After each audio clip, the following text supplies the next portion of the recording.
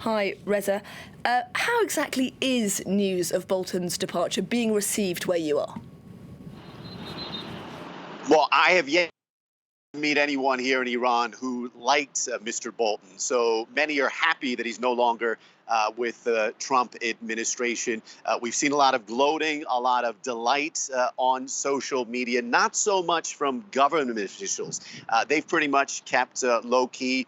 Mr. Mohammad Javad Zarif, Iran's foreign minister, saying Iran is not going to comment on Washington's internal issues. Other government officials pretty much saying the same thing. So most of the gloating, the delight, the reaction coming from the public and analysts and observers who saw Mr. Bolton as the leading cause of Washington's deteriorating relationship with Iran. There was little question that Mr. Bolton was the most hawkish member of the Trump administration. Many saw him as leading Mr. Trump's maximum pressure campaign against Iran.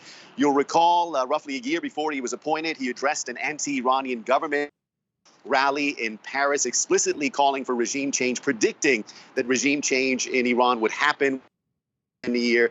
Obviously, that didn't happen, but that's why many supporters of the Iranian government, many supporters of diplomacy are happy that he longer with the Trump administration. And many wondered, would his departure open the doors for Mr. Trump to perhaps negotiate, sit down and talk with Iranian President Hassan Rouhani?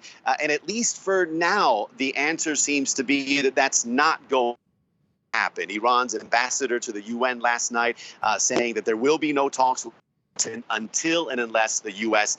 Lifts sanctions. So at least for now, seeming no prospects talks, but stranger things have happened. Later this month, of course, you have the UN General Assembly. Both Mr. Trump and Mr. Rouhani will be there. Will they cross paths? Will they talk?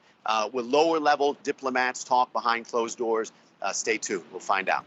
So where exactly do things now stand with the faltering 2015 Iran nuclear deal?